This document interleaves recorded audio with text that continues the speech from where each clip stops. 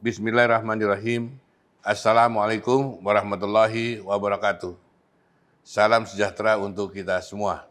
Yang saya hormati dan banggakan Senator DPD RI asal Aceh, Saudara Fahru Rozi, anggota DPR RI fraksi PDIP, Saudara Arief Wibowo, Saudara Riko Marbun, Bendahara Umum P3, Saudara Surya Batara Kartika, Ketua DPP Partai Golkar, Saudara MK Iswara, Direktur Landscape, Saudara Asep Komarudin, Ketua Umum DPP Pemuda Lira, Saudara Adam Irham, Ketua Umum PP Isarah, Saudara Adiri Sitompul, Ketua DPD KNPI Jawa Barat, Saudara Ridwan Shah Yusuf Ahmad, Bapak, Ibu, dan Saudara peserta seri diskusi politik landscape.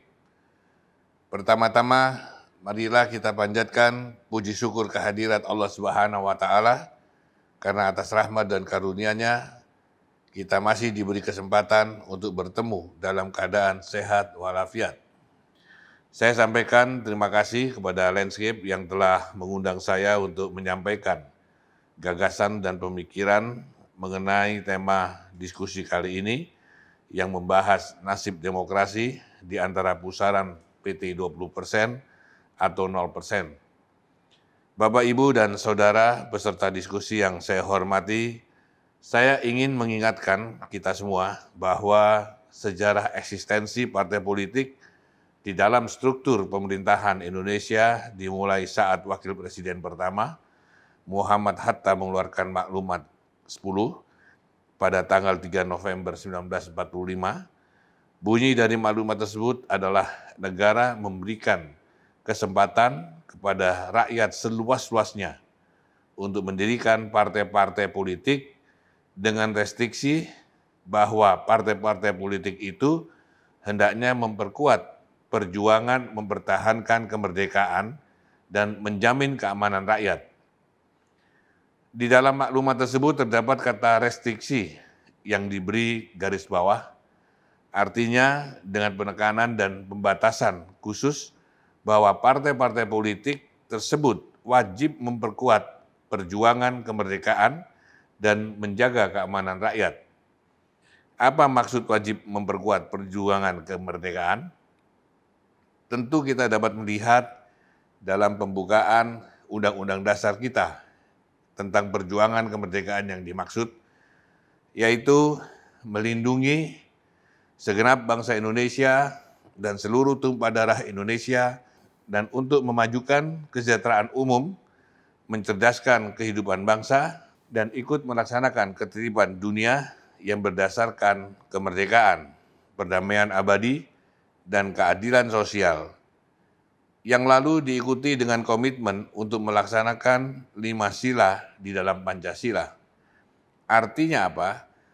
Artinya partai politik memiliki kewajiban moral sekaligus kewajiban konstitusi untuk melaksanakan maklumat tersebut, sehingga dalam menjalankan roda organisasi partai, mereka harus memahami spirit dan maklumat tersebut, termasuk di dalamnya kewajiban untuk menjaga keamanan rakyat.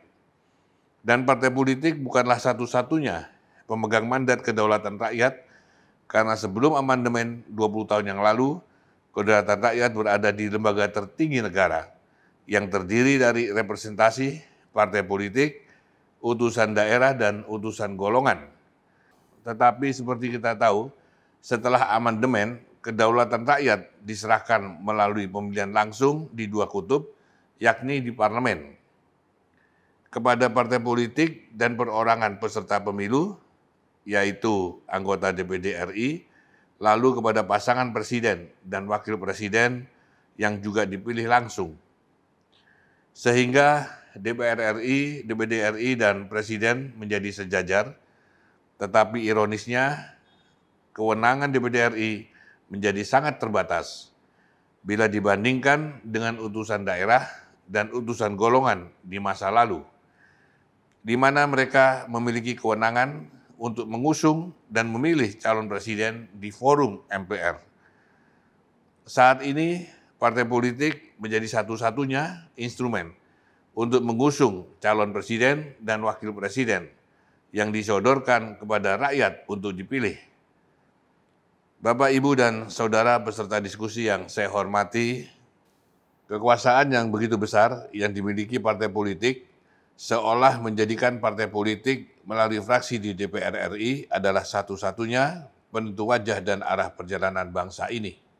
Dengan kekuasaan itu, salah satunya adalah inisiatif DPR untuk membentuk undang-undang pemilu yang mengatur ambang batas pencalonan presiden.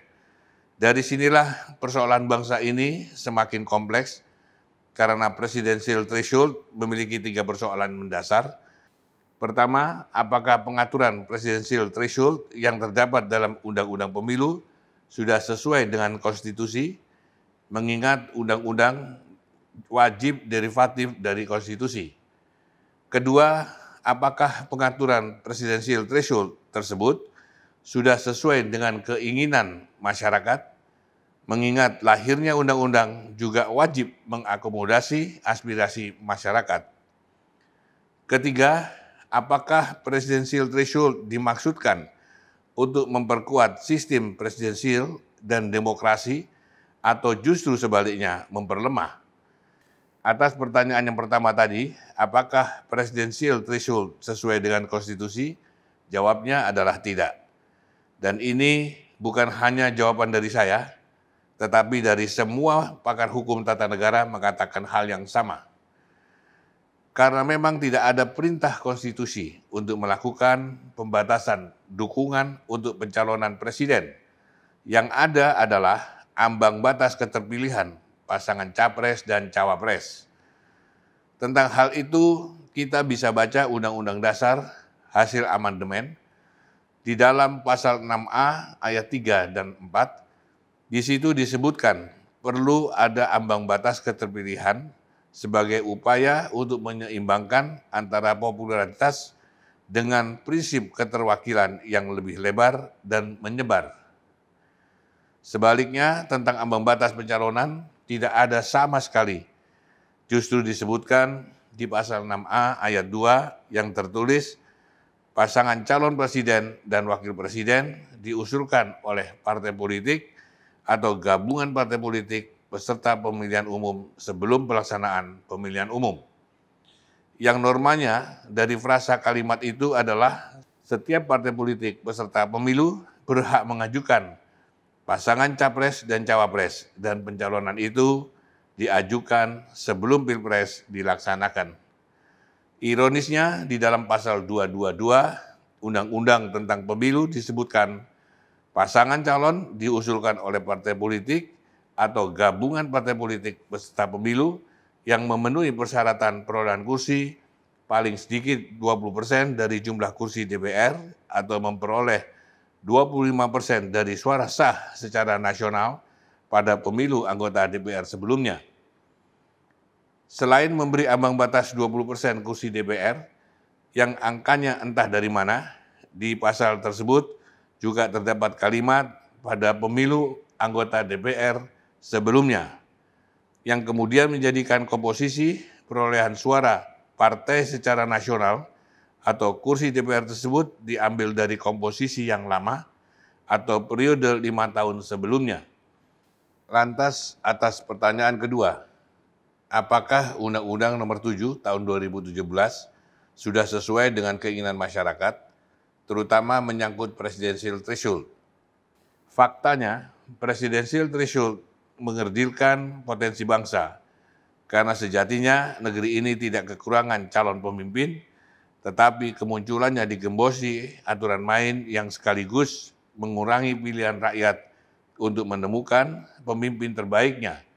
Semakin sedikit kandidat yang bertarung akan semakin mengecilkan peluang munculnya pemimpin yang terbaik.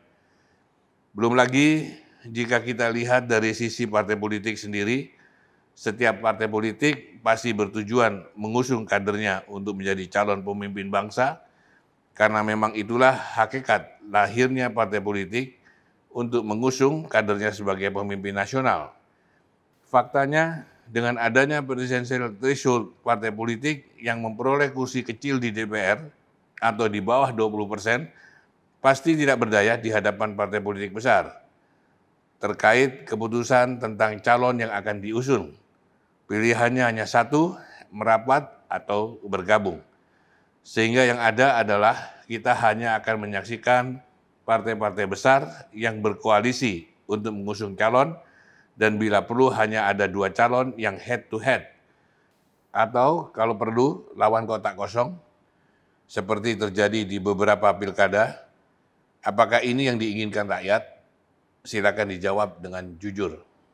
Lalu atas pertanyaan ketiga, apakah presidensial threshold dimaksudkan untuk memperkuat sistem presidensial dan demokrasi atau justru sebaliknya memperlemah? Kalau didalilkan untuk memperkuat sistem presidensial agar presiden terpilih memiliki dukungan yang kuat di parlemen, justru secara teori dan praktek malah membuat mekanisme check and balance menjadi lemah karena partai politik besar dan gabungan partai politik menjadi pendukung presiden terpilih. Akibatnya, yang terjadi adalah bagi-bagi kekuasaan dan partai politik melalui fraksi di DPR menjadi legitimator kebijakan pemerintah, termasuk secepat kilat menyetujui apapun kebijakan pemerintah seperti terhadap Perpu atau RUU yang dikehendaki pemerintah. Sehingga tidak heran bila sejumlah lembaga internasional menyatakan bahwa indeks demokrasi di Indonesia mengalami kemunduran. Bapak, Ibu, dan Saudara peserta diskusi yang saya hormati, jadi kalau ditimbang dari sisi manfaat dan mudaratnya, presidensial threshold ini penuh dengan mudarat, karena ambang batas pencalonan presiden itu juga menyumbang polarisasi yang tajam di masyarakat akibat minimnya jumlah calon, terutama dalam 2 kali pilpres, di mana kita hanya dihadapkan dengan 2 pasang calon saja. Dan kita sebagai bangsa disuguhi kegaduhan nasional yang panjang, disuguhi pertunjukan drama kolosal yang sangat tidak bermutu, di mana sesama anak bangsa saling melakukan persekusi, saling melaporkan ke ranah hukum. Seolah tidak ada lagi ruang dialog dan tukar pikiran, dan semakin menjadi lebih parah ketika ruang-ruang dialog yang ada juga semakin dibatasi dan dipersekusi, baik secara frontal oleh pressure group maupun dibatasi secara resmi oleh institusi negara.